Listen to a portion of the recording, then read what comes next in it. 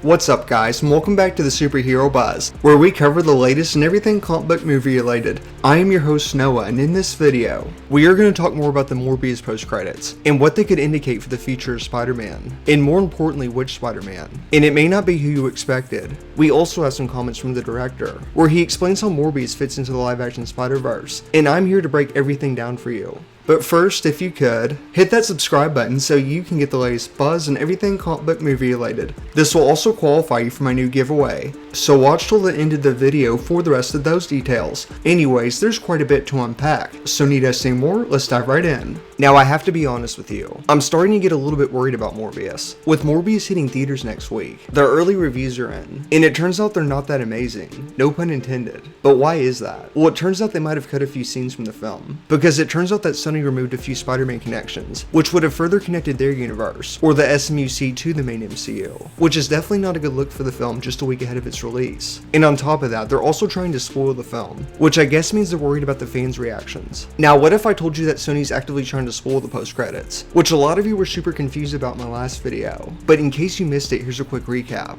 The first begins with the space rifts that we saw in No Way Home, where everyone got pulled out of the MCU into other universes, or in this case, the SMUC. It's then revealed that Adrian Toomes is one of those characters, where we see him in a prison cell, but it turns out they have no records of him, and so they end up releasing him on presumed innocence, because in this universe he didn't do anything. We then see Morbius driving in a car, where he's approached by the Vulture. He explains to Morbius how he wants revenge on Spider-Man, and he's forming a team to get the job done, and so Morbius agrees to his offer, thus laying the foundation for the Sinister Six. Now I know this might be a little bit confusing. I took the time to read some of your comments, and most of you had one underlying question: how does Adrian know about Morbius? Because they're obviously not from the same universe, and it doesn't explain how the Vulture knows about Morbius in the first place, much less wants to recruit him for the Sinister Six. Well, we now have some comments from director Daniel Espinosa, where he reveals how Morbius will fit into the bigger picture, or the larger SMUC, and he also shared some new details about the post-credits. What universe does Morbius take place in? Morbius lives in the same universe as Venom.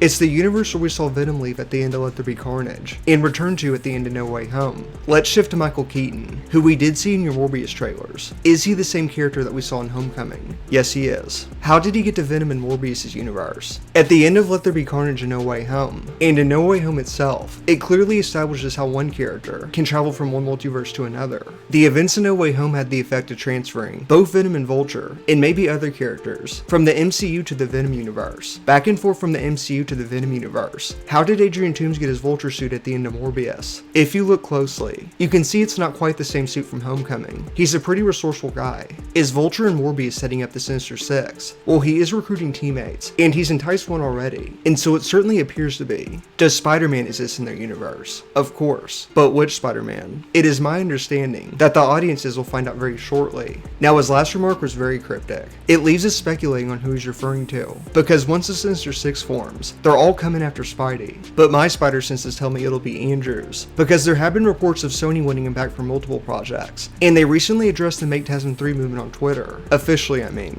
We've seen the hashtag. No, we don't decide what movie gets made. We're just a social team. Now, obviously, they're playing coy, but I found it interesting how they mentioned the Amazing Peter 3 again, which was previously shown in the No Way Home featurette, and so I think they're obviously teasing us. There's too much evidence suggesting that it will be Andrews, and I'll be sure to cover that in my next video, so make sure you're subscribed to stay updated. But having said that, what are your thoughts on this? And which Spider-Man do you think exists in the Morbius universe? Be sure to let me know your thoughts down below. Now let's get into the giveaway details. I'll be giving away the first exclusive Superhero Buzz t-shirt that is now available in all sizes, and all you have to do is give this video a thumbs up, leave a comment, and subscribe. As always, thank you so much for tuning in. I will catch you next time.